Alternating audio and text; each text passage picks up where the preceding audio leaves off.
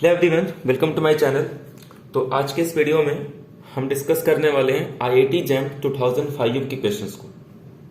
ठीक है, तो 2005 से लेके जितने भी क्वेश्चन हैं, चाहे वो आईआईटी जैम के हो, गेट के हो या आगे 2011 से नेट के क्वेश्चन हो, तो नेट के क्वेश्चन हम काफी डिस्कस कर चुके हैं। तो इसीलिए हम स्टार्ट कर रहे हैं आईआईटी जैम 2005 से आईआईटी जैम के क्वेश्चन। ठीक है, उसके बाद ऐसे ही गेट के क्वेश्चंस को स्टार्ट करेंगे और टॉपिक वाइज, जैसे आज के इस लेक्चर में हम लोग रियल एनालिसिस के क्वेश्चंस को डिस्कस करने वाले हैं। तो 2005 के रियल एनालिसिस के जितने भी क्वेश्चन हैं उनको हम डिस्कस करेंगे, जहां पे आपको कुछ नए टॉपिक्स मिलेंगे, कुछ कॉन्सेप्ट मिलेंगे। हालांकि 2005 के जो आईआईटी जैम के क्वेश्चन है वो काफी सिंपल है, ठीक है, बट फिर भी ईयर वाइज हम सारे क्वेश्चंस को एक एक करके डिस्कस करने वाले। तो आज स्टार्ट करते हैं हम लोग 2005 के क्वेश्चंस को डिस्कस करना। तो आज के इस लेक्चर में हम लोग सिर्फ रियल एनालिसिस के क्वेश्चंस को डिस्कस करने वाले हैं, ठीक है।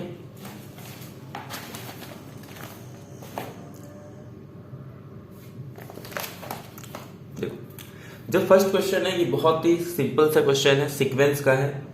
कह रहा है स्टेटमेंट की let a n b n and c n be a sequence of real number such that कि b n is equal to a two n, c n is equal to a two n plus one.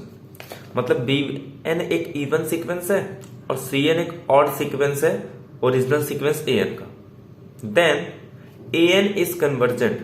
अब ये क्या कह रहे हैं कि a n convergent होगा, implies b n is convergent and c n need not be convergent, implies Cn is convergent but Bn need not be convergent। यानी कि ये कह रहा है कि सीक्वेंस An अगर कन्वर्जेंट है तो Bn कन्वर्जेंट होगा, Cn नहीं होगा, Cn कन्वर्जेंट होगा, Bn नहीं होगा, या बोथ Bn Cn कन्वर्जेंट होंगे, या फिर अगर Bn Cn कन्वर्जेंट है तो ओरिजिनल सीक्वेंस An कन्वर्जेंट होगा। ये फोर्थ स्टेटमेंट है। अब ये एक सिंपल सा स्टेटमेंट है। हमें पता है कि अगर मान लो एक सीक्वेंस ले रहा हूं मैं, let a n be a sequence of real numbers, ठीक है। मैंने एक रियल नंबर्स का ए एन एक सीक्वेंस ले लिया, तो रिजल्ट क्या है कि इफ ए एन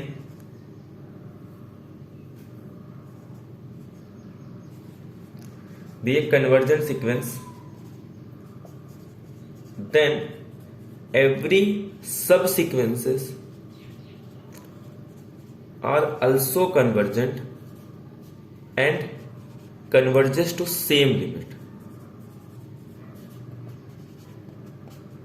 ठीक है, कि अगर कोई an एक रियल नंबर का सीक्वेंस है, ठीक है, अगर वो कन्वर्जेंट सीक्वेंस है तो उसके जितने भी सीक्वेंस होंगे वो कन्वर्ज करेंगे, और कन्वर्ज करेंगे सेम लिमिट पे जिस लिमिट पे मेरा ओरिजिनल सीक्वेंस कन्वर्ज कर रहा है। इसका मतलब क्या हो गया कि अगर ए एन एक सीक्वेंस है जो कि कन्वर्ज कर रहा है एल पे, तो इसके जितने भी सब सीक्वेंस होंगे वो भी इसी एल पे कन्वर्ज करेंगे, ठीक है। तो ये मेरे पास रिजल्ट है।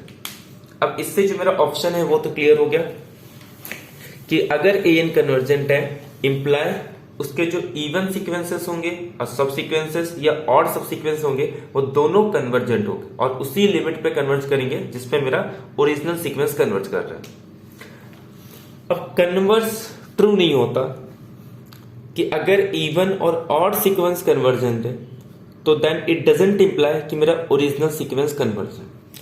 फेमस एग्जांपल कि अगर मैं a n is equal to -1/n, ये अगर मैं एक सीक्वेंस ले लूं, इसके मैं अगर इवन सीक्वेंस की बात करूं तो ये आएगा -1, इसके मैं +1, और ऑड सीक्वेंस की बात करूं तो ये आ जाएगा मेरे पास -1। तो ये दोनों कांस्टेंट सीक्वेंस है, ये कन्वर्ज कर रहा है 1 पे, ये कन्वर्ज कर रहा है -1 पे। अब हमारे पास रिजल्ट क्या है कि अगर कोई दो सब सीक्वेंस है अगर कन्वर्ज कर रहे हैं और उनका लिमिट डिस्टिंक्ट है तो कभी भी वो sequence converge, original sequence converge नहीं कर सकता। तो रिजल्ट क्या है कि अगर कोई भी सीक्वेंस ले लूं ए एन, मैं उनके ऐसे सब सीक्वेंसेस ले लूं जो सीक्वेंस के हर पॉइंट को कवर करते हैं और ये सारे के सारे सीक्वेंस सेम लिमिट पे कन्वर्ज कर रहे हैं, तब जाके हम लोग कह सकते हैं कि ओरिजिनल सीक्वेंस कन्वर्ज कर रहा है। जैसे फॉर एग्जांपल अगर किसी भी सीक्वेंस के इवन और ऑड सीक्वेंस कन्वर्ज कर रहे हैं और कन्वर्ज कर रहे हैं किसी सेम लिमिट एल पे, तो then we can say that कि original sequence is converges to l. ठीक है, बट इन जनरल अगर इवन और ऑड सीक्वेंस कन्वर्जेंट है, इट डजंट इंप्लाई कि मेरा ओरिजिनल सीक्वेंस कन्वर्ज होगा। ठीक है,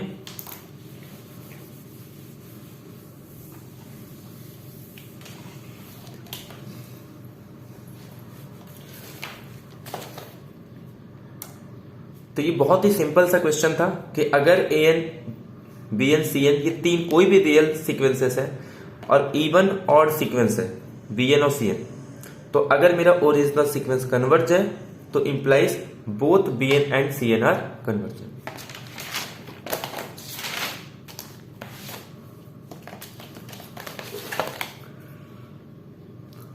अब सेकेंड क्वेश्चन क्या कह रहा है कि एक फंक्शन डिफाइन कर रहे हैं हम लोग R to R be defined by f of t is equal to t square, कि आर टू आर एक रियल वैलिड फंक्शन है वन वेरिएबल का, डिफाइन कर रहे हैं कि F of t is equal to t square, मतलब t put करो तो टी स्क्वायर मिलेगा, and let U be an any non empty open subset of R. अब मैं यू कोई भी एक नॉन एम्प्टी ओपन सबसेट ले रहा हूं रियल नंबर का, then f of U is open, f inverse U is open, f of U is close, f inverse U is close. ठीक है, तो ये 4 ऑप्शन है हमारे पास।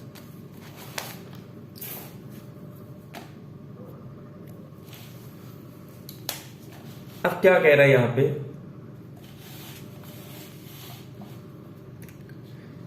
कि एक फंक्शन डिफाइन कर रहा हूं आर टू आर, ठीक है, be defined bye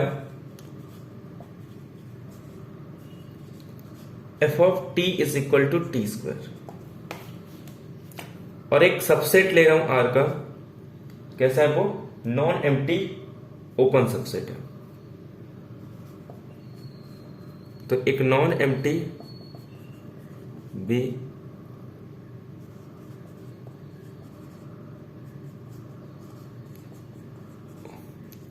open subset of R. ठीक है, चाहे वर्ड में लिखो या फिर इतना भी लिखो तब भी वही हो जाता है कि एक नॉन एम्प्टी ओपन सबसेट ले रहा हूं आर का। ठीक है,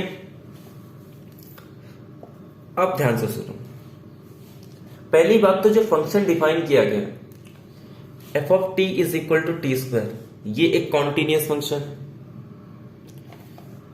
यू में एक आर का ओपन सबसेट ले रहा हूं, ठीक।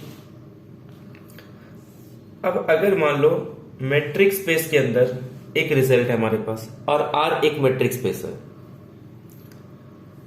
कि अगर मैं एक फंक्शन डिफाइन करूं x से लेके y तक where x and y are matrix space, या फिर आप इसको r से भी रिप्लेस कर सकते हो क्योंकि रियल एक मैट्रिक्स स्पेस है।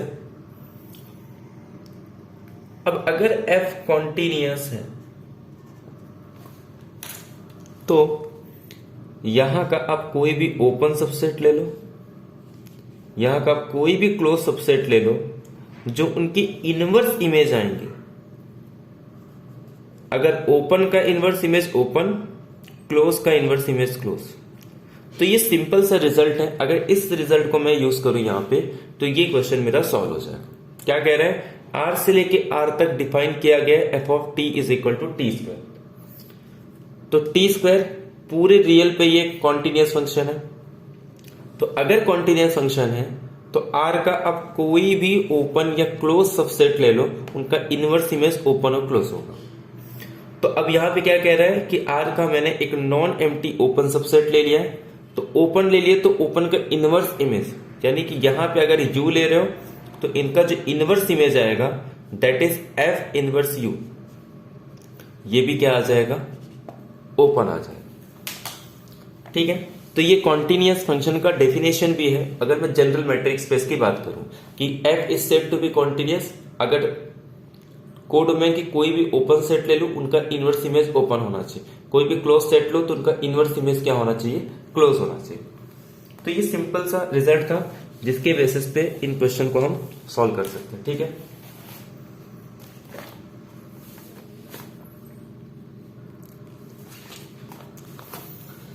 तो इससे बी ऑप्शन मेरा करेक्ट हो जाएगा कि यू अगर ओपन है तो उनके इनवर्स इमेज क्या हो जाएंगे, ओपन आ जाएंगे। तो अब इसका मतलब क्या है कि F of U is open.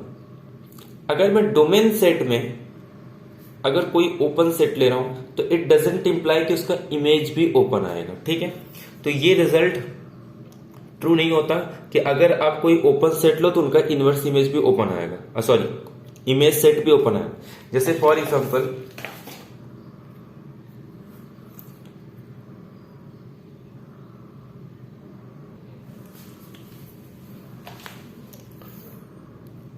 अगर मैं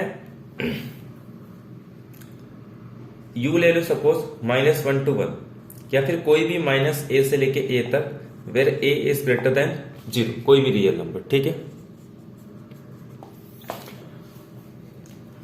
तो अगर मैं इसका f of t is equal to t square इसका इमेज लूंगा तो इसका इमेज क्या आ जाएगा, f ऑफ u का इमेज 0 to a स्क्वायर। अगर यहां पे लूंगा तो f ऑफ u क्या आ जाएगा, 0 to 1। ठीक है, अब यहां पे ये साइड से ओपन आएंगे और ये साइड से क्लोज आएगा, क्योंकि 0 f of t is equal to t square. तो 0 मेरा ये जो इमेज आएगा इस सेट के अंदर पॉइंट रहेगा, जबकि a जो पॉइंट है ये ओपन सेट रहेगा। तो ये मेरे पास एक सेमी ओपन और सेमी क्लोज आ रहा है। तो इससे मेरे दो ऑप्शन एलिमिनेट हो जाएंगे, a और c, कि ये क्या है अपने पास सेमी ओपन एंड क्लोज है। तो therefore f of u is open कह रहा है तो वो भी स्टेटमेंट रॉन्ग हो जाएगा, f of u is close कह रहा है वो भी स्टेटमेंट मेरा रॉन्ग आ जाएगा। ठीक है,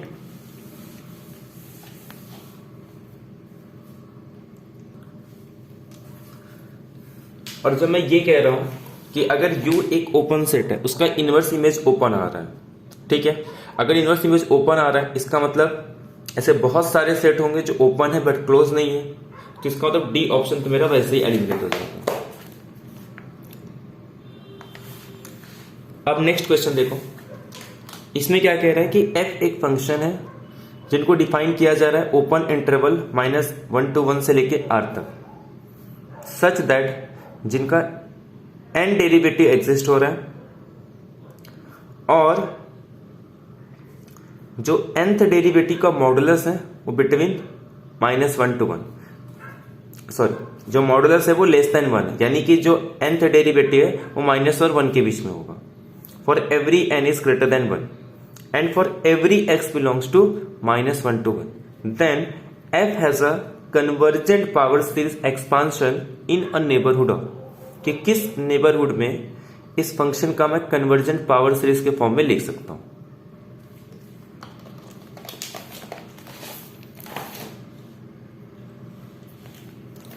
अब इसमें क्या कह रहा है कि एक फंक्शन है जिसको मैं डिफाइन कर रहा हूं ओपन इंटरवल -1 to 1 से लेके r तक, ठीक है, और सच दैट इसकी जो nth डेरिवेटिव है वो एग्जिस्ट हो रही है and modulus of nth derivative is less than x for every n is greater than 1 and x belongs to -1 to 1। अब सुन नो, अब मैं क्या कर सकता हूं, मान लो मैंने एक पॉइंट ले लिया -1 to 1। अब क्योंकि इसका nth डेरिवेटिव एग्जिस्ट हो रहा है तो मैं इसका पावर सीरीज किस तरीके से होगा, इस पॉइंट पे अगर निकालना है मुझे, सॉरी पावर सीरीज एक्सपांशन अगर मैं इस पॉइंट पे निकालूं तो ये मेरे पास आ जाएगा an x minus x naught raise to n where n is going from 0 to infinity। ठीक है, ये इस तरीके से मैं इसको लिख पा रहा हूं, where an is equal to nth derivative at point x naught upon n factorial. तो ये मेरे पास आ जाएगा nth derivative at point x naught upon n factorial x minus x naught raise to n। अब ध्यान दो, अब ये गिवन क्या है मेरे पास, हर एक n के लिए और हर एक x के लिए जो f रेस टू nx का मॉडुलस है वो लेस देन 1 होता है।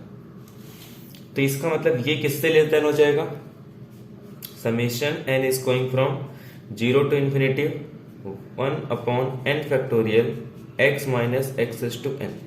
अब इसको हम लोग रेशियो टेस्ट का यूज करके प्रूव कर सकते हैं कि ये एक कन्वर्जेंट सीरीज है। तो बाय टेलर सीरीज एक्सपांशन ये भी एक कन्वर्जेंट सीरीज आ जाएगा। और हम लोग ने x नॉट कहां से लिया था, -1 से लेके 1 तक, यानी कि इस नेबरहुड पे मैं f ऑफ x को एक कन्वर्जेंट पावर सीरीज एक्सपांशन के फॉर्म में लिख सकता हूं। ठीक है, तो कौन से नेबरहुड पे, -1 से लेके 1 तक।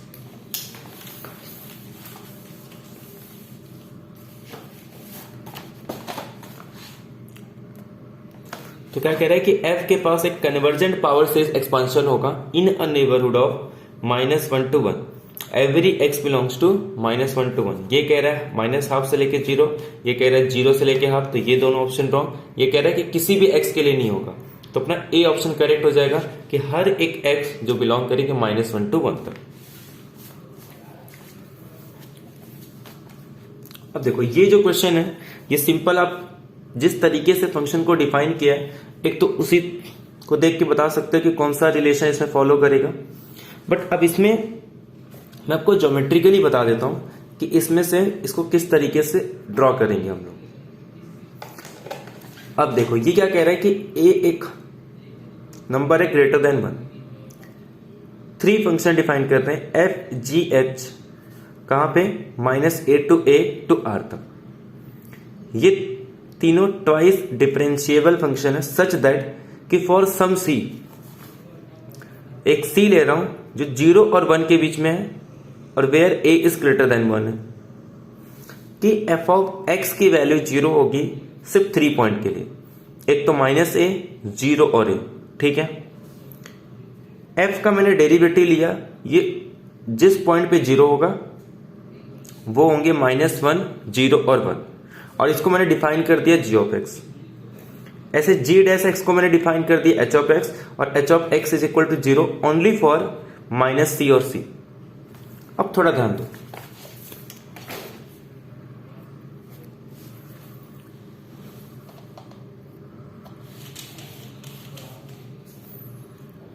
जैसे मान लो अगर मैं एक फंक्शन ले रहा हूं y is a function of x, इसका मतलब क्या होगा, मैं यहां पे कुछ इनपुट दे रहा हूं तो y पे मुझे कुछ आउटपुट मिलेगी। यानी कि मैं ग्राफ बनाऊं, अगर मैं यहां से x पे कुछ इनपुट दे रहा हूं तो मुझे कुछ y में आउटपुट मिलेगा। तो जब मैं ये कहता हूं कि f of x is equal to 0, that is y is equal to 0। अब y इज इक्वल टू 0 मतलब ये पूरा line y is equal to 0 हो गया। तो x की जो पॉइंट होगी, जिस पॉइंट पे y 0 आएगा, तो यानी कि वो पॉइंट, जिस पॉइंट पे ये जो लाइन है y is equal to f of x, तो यहां पे अगर मैं 0 ले रहा हूं इसका मतलब y इज इक्वल टू 0 आ गया। मतलब जिन पॉइंट पे ये ग्राफ कट करेगा किसको, x एक्सिस को, उन पॉइंट को हम कहते हैं solution of f of x is equal to 0। ठीक है, तो यानी कि कोई भी ग्राफ कितने बार इस x एक्सिस को कट कर रहा है, उन पॉइंट को हम कहते हैं f of x is equal to 0 का रूट या जीरोस या उनके सॉल्यूशंस। तो ये तो हो गया फंक्शन के जीरो की। जब हम ये कहते हैं कि किसी फंक्शन का डेरिवेटिव 0 हो रहा है, दैट मीन्स ऐसा पॉइंट जिस पॉइंट पे फंक्शन की एक्सट्रीम वैल्यू होगी। अब एक्सट्रीम वैल्यू या तो मैक्सिमा हो सकता है या तो मिनिमा हो सकता है। इन पॉइंट्स को हम कहते हैं, मतलब इन पॉइंट्स पे f ऑफ x मतलब f dash x is equal to 0। ठीक है, ये एक्सट्रीम पॉइंट होते हैं, और जो पॉइंट एक्सट्रीम होगा उसकी नेसेसरी कंडीशन क्या है कि उसका डेरिवेटिव क्या होना चाहिए, 0 होना चाहिए। अब बात करते हैं f double dash x is equal to 0। अब जिन पॉइंट्स पे f double dash x is equal to 0 होता है, ये वो पॉइंट होते हैं जिन पॉइंट पे कोई भी फंक्शन अपना बेंडिंग चेंज करता है, जैसे फॉर एग्जांपल अब ये देखो, अगर मैं इस पॉइंट पे एक टेंजेंट ड्रॉ करूंगा तो पूरी की पूरी ग्राफ इस टेंजेंट के ऊपर चली जाएगी। इस पॉइंट पे भी पूरी की पूरी ग्राफ टेंजेंट के ऊपर है, ठीक है। ऐसे में अलग अलग ड्रॉ, एक पॉइंट ऐसा आएगा, ठीक है, कि जिस पॉइंट पे जब आप एक टेंजेंट ड्रॉ करोगे तो ग्राफ का आधा पार्ट टेंजेंट के राइट साइड में होगा और एक लेफ्ट साइड में होगा। मतलब पूरी की पूरी पार्ट, ऐसा नहीं कि पूरा का पूरा जो ग्राफ है वो आपके टेंजेंट के ऊपर चले जाए या टेंजेंट के नीचे। तो जो पॉइंट आएगा उन पॉइंट पे f dash x equal to 0, but उसके आगे जैसे मैं पॉइंट पे जाऊंगा तो फिर से पूरी ग्राफ नीचे आ जाएगी। तो अगर किसी भी पॉइंट पे एक टेंजेंट ड्रॉ करूं और पूरी ग्राफ उस टेंजेंट के ऊपर चली जाए तो हम लोग उसे क्या कहते हैं, कॉनकेव अपवर्ड। ऐसे पूरी पूरी ग्राफ टेंजेंट के नीचे आ जाए तो हम लोग उसे कहते हैं कॉनकेव डाउनवर्ड, ठीक है। और एक चीज, जैसे ये टाइप के जब फंक्शन मेरा कॉनकेव अपवर्ड हो उसे हम लोग कॉन्वेक्स फंक्शन भी कहते हैं, क्योंकि उसके हर दो पॉइंट को हम क्या कर पाते हैं, कनेक्ट कर पाते हैं, ठीक है। तो ये तीनों का मीनिंग, जैसे f of x is equal to 0, मतलब उन पॉइंट पे फंक्शन का जीरोस है, यानी कि वो x एक्सिस को कट कर रहा है। सेकेंड, जब f dash x is equal to 0 है तो उस पॉइंट पे फंक्शन की एक्सट्रीमम होगी, यानी कि या तो मैक्सिमम मिनिमम में से कुछ मिलेगा। अगर f double dash x is equal to 0 है उस केस में हम लोग उसको कहते हैं वो इन्फ्लेक्शन पॉइंट है, यानी कि जिस पॉइंट पे फंक्शन अपने बेंडिंग को चेंज करता है, ठीक है। तो ये तीनों इसकी मीनिंग होगा। अब थोड़ा ध्यान दो, इसमें कह रहा है कि जो f of x is equal to 0 है ये सिर्फ किन पॉइंट्स पे आ रहा है, एक तो -a, 0 और a। एक फंक्शन डिफाइन किया मैंने g of x is equal to 0, where g of x is f dash x, और ये -1, 0 और 1। अब एक बात बताओ, अगर फंक्शन यहां पे 3 पॉइंट पे 0 आ रहा है तो इसके डेरिवेटिव को सिर्फ 2 पॉइंट पे 0 आना चाहिए था, बट यहां पे ये 3 पॉइंट है। इसका मतलब एक ऐसा पॉइंट होगा जिसपे f of x is equal to 0 के डबल रूट हो, ठीक है। मैं डिफाइन कर रहा हूं h of x is equal to 0, where h of x is equal to g dash x या फिर f double dash x is equal to 0। तो अगर आपको इनका ग्राफ बनाना और ये किन पॉइंट पे 0 आ रहा है, -c और c, तो अब कैसे बनाएंगे, ध्यान दो।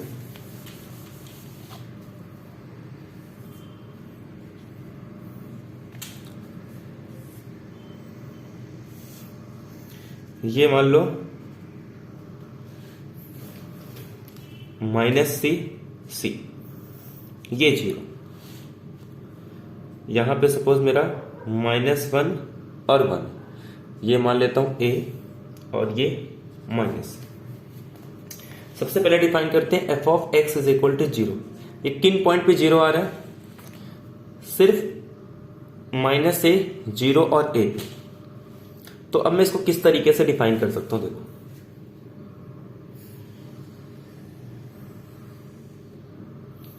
तो एक तो ये पॉइंट पे 0 आ रहा है, एक तो ये पॉइंट पे 0 आ रहा है।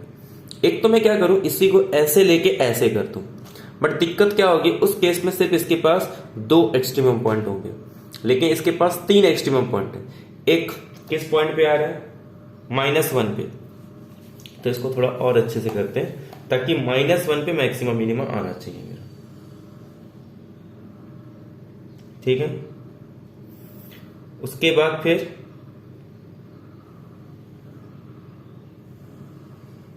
ठीक है,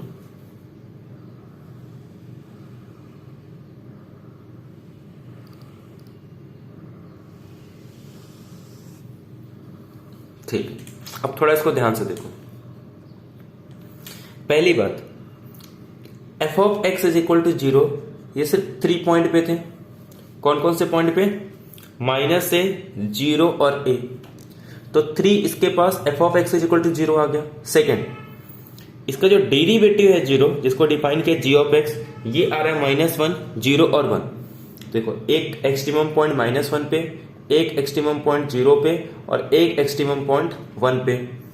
अब इसका इन्फ्लेशन पॉइंट जो है, जिस पॉइंट पे ये अपना बेंडिंग चेंज करेगा, देखो यहां पे ध्यान, तो जैसे मैं सी पे आऊंगा, इस पॉइंट पे जब मैं ड्रॉ करूंगा तो आधे मेरे टेंजेंट के ऊपर है, आधे टेंजेंट के नीचे। इसका तो ये पॉइंट जो आएगा, इसको अच्छे से यहां पे बना देते हैं, ठीक है। तो ये पॉइंट क्या आ जाएगा मेरा, पॉइंट ऑफ इन्फ्लेशन, यानी कि f double dash x is equal to 0। इसके बाद देखो टेंजेंट के नीचे आ रहा है, डाउनवर्ड डाउनवर्ड डाउनवर्ड। जैसे ये पॉइंट पे मैं आऊंगा तो देखो इस पॉइंट पे आधा ग्राफ टेंजेंट के नीचे जा रहा है, आधा ग्राफ टेंजेंट के ऊपर। लेकिन उसके बाद जैसे ही मैं नेक्स्ट पॉइंट पे आऊंगा, सारे मेरे टेंजेंट के ऊपर चले जाएंगे। बाकी अब किसी भी पॉइंट पे ये चेंज नहीं होता। तो कुछ इस तरीके का मेरा ग्राफ बनेगा, ठीक है। तो जब हम लोग कॉन्टिन्यूअस फंक्शन या फिर डिफरेंशिएशन करते हैं, बहुत सारे क्वेश्चन हमारे ग्राफिकल मेथड से हो जाते हैं, रूट वगैरह कैलकुलेट करना हो या 1 1 ऑन टू ये सब, तो ग्राफ बनाने हमको आना चाहिए। ये काफी इंपॉर्टेंट रोल प्ले करते हैं कैलकुलस के क्वेश्चन को सॉल्व करने के लिए, ठीक है।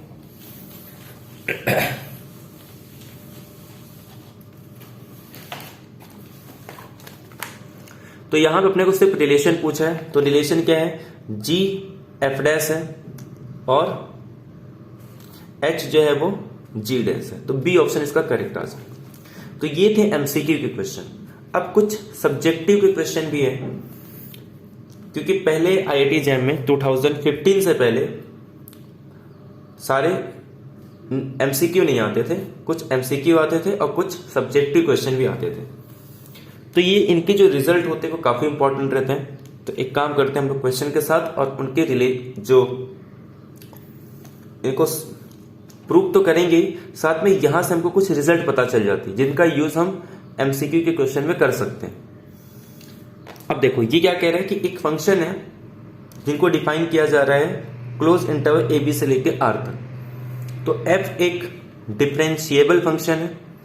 तो शो करना है कि there exist a point C1 C2 belongs to A B such that 2 times f of C1 f dash C1 is equal to f dash C2 f of a plus f of। पहली बात तो इसमें define किया जा रहा है एक function differentiable है क्लोज इंटरवल ए बी पे।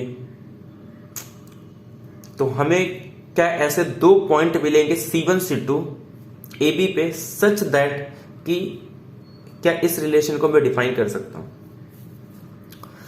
अब देखो हमारे पास जितने भी इंपॉर्टेंट थ्योरम है डेरिवेटिव के अंदर वो सारे माइंड में आने चाहिए, जैसे Rolle's theorem, mean value theorem. तो ये काफी 2 इंपॉर्टेंट थ्योरम है जिनका हम यहां पे यूज कर सकते हैं। जीरो का तो यहां पे कुछ कॉन्सेप्ट यूज नहीं हो रहा है, तो रोल्स थ्योरम तो यहां पे यूज नहीं करेंगे। अगर हो गया तो रोल्स थ्योरम पे ट्राई करेंगे। बट यहां पे देखो C1 पॉइंट दिया जा रहा है, तो मैं यहां पे मीन वैल्यू थ्योरम का यूज कर सकता हूं। तो पहले तो मीन वैल्यू थ्योरम क्या होता है, रोल्स थ्योरम क्या होते हैं।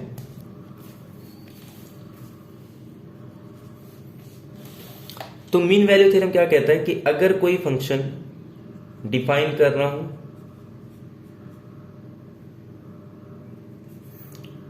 मान लो एक फंक्शन को मैं डिफाइन कर रहा हूं किसी ओपन क्लोज इंटरवल ए बी से लेके आर तक। पहला कंडीशन, अगर एफ मेरा कॉन्टिन्यूअस है on close interval A B पे, एफ डिफरेंशिएबल है on open interval A B पे, क्योंकि अगर क्लोज इंटरवल ए बी पे फंक्शन कॉन्टिन्यूअस है तो सिर्फ ओपन पे डिफरेंशिएबल होने से पूरे क्लोज इंटरवल पे वो डिफरेंशिएबल हो जाता है, ठीक है। Then there exist C belongs to A B such that कि जो एफ ऑफ मतलब C पॉइंट पे जो डेरिवेटिव आएगी वो उसके एवरेज वैल्यू के इक्वल होगा। इसका ज्योमेट्रिकल मीनिंग अगर मैं बताऊं कि अगर कोई भी ग्राफ है, अगर वो कॉन्टिन्यूअस प्लस डिफरेंशिएबल है, ये क्लोज ओपन इंटरवल ए बी पे, क्लोज इंटरवल ए बी पे, तो इस ए बी के बीच में कम से कम एक पॉइंट ऐसा मिलेगा जिस पॉइंट का डेरिवेटिव इक्वल हो जाएगा इसके स्ट्रेट लाइन के स्लोप के, ठीक है। और स्ट्रेट लाइन का स्लोप कैसे निकालते हैं, f of b minus f of a divided by b minus a, ठीक है। तो स्ट्रेट लाइन के मतलब के दो पॉइंट को कनेक्ट करेंगे तो इस स्ट्रेट लाइन का जो स्लोप होगा वो किसके इक्वल हो जाएगा कि देयर एग्जिस्ट सी, इनके बीच में एक तो ऐसी पॉइंट मिलेगी जिनका डेरिवेटिव स्ट्रेट लाइन के स्लोप के इक्वल होगा। स्ट्रेट लाइन का स्लोप निकालते हैं f of b minus f of a divided by b minus a. तो there exist c belongs to open interval A b, ठीक है। तो ये अपने पास है मीन वैल्यू थ्योरम। इसी में रोल्स थ्योरम क्या हो जाता है, अगर मैं और एक एक्स्ट्रा कंडीशन ऐड कर दूं कि F of A is equal to F of B, तो ये ग्राफ कैसे हो जाएगा, कुछ इस तरीके से, या तो ऐसे या तो ऐसे। तो अब इस केस में जब स्ट्रेट लाइन ड्रॉ करूंगा तो ये एक हॉरिजॉन्टल लाइन है। अब हॉरिजॉन्टल लाइन के केस में क्या होगा, एफ ऑफ बी और एफ ऑफ ए इक्वल आ जाएगा, तो ये आंसर आ जाएगा 0, ठीक है। तो there exist C such that F dash C is equal to 0। ये अपने पास रोल्स थ्योरम है। अगर मैं ये एक एक्स्ट्रा कंडीशन इसमें ऐड करता हूं, ठीक है। अब इसका किस तरीके से यूज करेंगे, देखो हमें गिवन क्या है कि f जो है वो डिफरेंशिएबल है on close interval A B पे, तो इसका मतलब वो कॉन्टिन्यूअस भी हो जाएगा। बाय अलजेब्रा ऑफ डिफरेंशिएबिलिटी हम ये कह सकते हैं कि एफ स्क्वायर भी डिफरेंशिएबल होगा, ठीक है, कोई दिक्कत नहीं आता। अगर ये डिफरेंशिएबल है तो ये कॉन्टिन्यूअस भी होगा ओपन ए बी पे, तो इसका मतलब एक C1 मिलेगा such that there exist C1 belongs to, कहां तक डिफाइन किया, ए बी, सच दैट, वहां पे हम लोग क्या करते हैं, उस पॉइंट का डेरिवेटिव निकालते हैं एट पॉइंट C1। तो ऐसे ही मैं C1 पॉइंट पे एफ स्क्वायर का डेरिवेटिव निकालूंगा और वो आ जाएगा उसके एवरेज वैल्यू की इक्वल आ जाएगा। अब एवरेज वैल्यू की इक्वल आएगा मतलब f square b minus f square a upon b minus, ठीक है। अब इसका डेरिवेटिव कैसे निकालेंगे, एफ स्क्वायर है तो यह आ जाएगा 2 टाइम्स एफ ऑफ C1 और उसके बाद इसका जब फिर से डेरिवेटिव लेंगे तो यह आ जाएगा एफ डैश C1। ये देखो f square b minus f square a है, तो मैं इसको ऐसे भी लिख सकता हूं f of b minus f of a into f of b plus f of a, इस तरीके से लिख सकता हूं। तो ये आ जाएगा मेरे पास f of b minus f of a upon b minus a into f of b plus f of a, बस, ठीक है। अब क्योंकि एफ डिफरेंशिएबल है तो यहां पे भी तो मीन वैल्यू थ्योरम अप्लाई होगा। तो देयर एग्जिस्ट सम C2, एक कांस्टेंट मिलेगी ए बी के बीच में सच दैट कि जिसका डेरिवेटिव इसके एवरेज वैल्यू के इक्वल आ जाएगा। तो इसका मतलब f dash C2 is equal to F of b plus f of a. तो ये मेरा प्रूव हो गया। तो यहां पे हम लोग ने सिंपल क्या यूज किया, एक तो कह सकते हैं मीन वैल्यू थ्योरम और अलजेब्रा ऑफ डेरिवेटिव, ठीक है। तो ये अपना प्रूफ हो गया। तो कहीं पे इसको हम लोग यूज भी कर सकते हैं आगे चल के, अगर कहीं पे इसका यूज हो रहा है, ठीक है।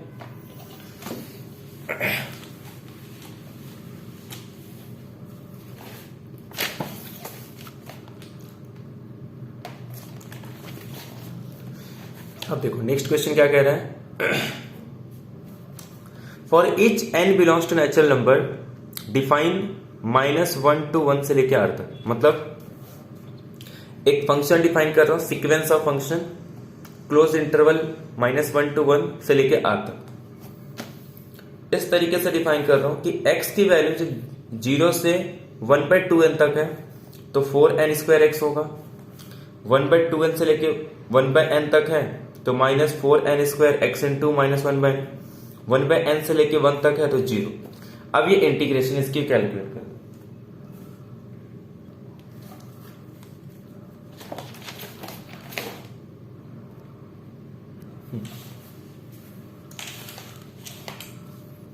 तो इसमें fn ऑफ x को डिफाइन किया गया है -4n² x where x belongs to close interval 0 से लेके 1/2n तक, -4n² x माइनस 1/n, जब x बिलोंग करेगा 1/2n से लेके 1/n तक, और ये 0 आ जाएगा जब भी x की वैल्यू 1/n से लेके 1 तक। मुझे कैलकुलेट करना है 0 to 1 fn of x dx, ठीक है। तो मैं क्या कर सकता हूं, इसको पहले ब्रेक कर दूंगा, कहां से कहां तक, 0 से लेके 1/2n तक, तो -4n² x dx plus 1/2n से लेके 1/n तक, और इस पे डिफाइन किया कि -4n² x माइनस 1/n, और बाकी तो ये 0 आ जाएगा। अब जस्ट इस इंटीग्रेशन को सॉल्व करते हैं। अब यहाँ पे ध्यान दो, तो ये तो बाहर आ जाएगा, ये आ जाएगा -4n², और जब x का करेंगे तो ये x²/2 आ जाएगा, तो x²/2 यानी कि 2, x² के प्लेस पे 1/2n पुट करेंगे तो 1/4n² आ जाएगा, ठीक है। और 0 पे तो पूरा पॉइंट 0 आ जाएगा। ऐसे जब मैं ये करूंगा इसको, तो -4n² तो बाहर आ जाएगा यहां से भी, और जब मैं x को सॉल्व करूंगा तो ये आ जाएगा x²/2, x²/2 मतलब 1/n² माइनस 1/2n² इंटू 1/2, और इसके बाद यहां पे x आ जाएगा, तो -1/n, और x के प्लेस पे 1/n, माइनस माइनस प्लस, तो 1/n तो वैसे ही रहेगा, और ये मेरे पास क्या आ जाएगा 1/2। तो ये पूरा आ गया, ठीक है। इसको और भी सिंप्लीफाई कर सकते हैं। अब ये देखो, ये 4n² कैंसिल हो जाएगा, अच्छा ये यहां पे माइनस नहीं है, तो ये सिर्फ क्या आ जाएगा 1/2। अब ये सिर्फ इसी को सॉल्व करना है, तो ये मेरे पास -4n²। अब यहां पे देखो, इसको अगर हम लोग सॉल्व करेंगे तो ये क्या आ जाएगा अपने पास 1/2n² माइनस, अगर इसको सॉल्व करेंगे तो ये क्या आ जाएगा अपने पास 1/4 इंटू 2 8, 1/8n² आ जाएगा, ठीक है। ये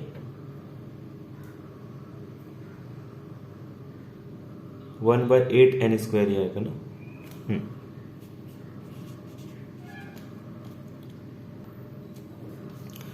ठीक है। और ये आ जाएगा -n² प्लस 1/2n²। अब अगर ध्यान से देखोगे तो यहां सब में से n² कॉमन आ रहा है, तो ये n² कैंसिल, यहां से ये भी n² कैंसिल, ये n² सबको कॉमन लेके कैंसिल कर दें। अब जस्ट इसी को सॉल्व करना है, तो ये आ जाएगा 1/2 माइनस 4 टाइम्स। अब इसको ध्यान से अगर देखो तो ये मेरे पास हाफ 1, और 1 से ये 1 पूरा कैंसिल हो जाएगा, ठीक है। और सिर्फ ये बचेगा मेरे पास -1/8, 1/2 प्लस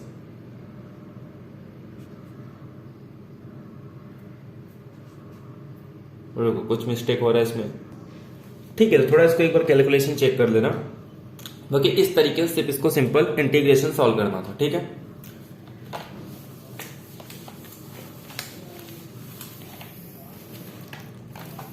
अब नेक्स्ट क्वेश्चन देखो, इसमें क्या कह रहा है, f एक फंक्शन है जो कि r से लेके r तक कॉन्टिन्यूअस फंक्शन है with modulus of f of x minus f of y greater than modulus of x minus y आ रहा है for every x y belongs to real number. तो कह रहा है कि इज f इज 1/1, क्या f 1/1 है, शो दैट कि there cannot exist 3 point a b c belongs to real number with a is less than b, b is less than c, such that f of a is less than f of c is less than f of b। अब ये simple हमको prove करना है कि f is 1/1, या f of 1/1 नहीं है तो काउंटर एग्जांपल देना है, अगर f of 1/1 है तो प्रूव करना है। अब गिवन क्या है कि f एक कॉन्टिन्यूअस फंक्शन है and modulus f of x minus f of y is greater than equal to x minus y आ रहा है। F11 चेक कैसे करते हैं हम लोग, F11 चेक करने का तरीका क्या है कि जब भी x y अगर डिस्टिंक्ट है तो एफ ऑफ एक्स और एफ ऑफ वाई भी डिस्टिंक्ट होना चाहिए। अब एक्स वाई का डिस्टिंक्ट है तो एक्स माइनस वाई का मॉडुलस ग्रेटर देन 0 आ जाएगा। ठीक है, इसका मतलब क्या होगा, अगर ये ग्रेटर देन 0 है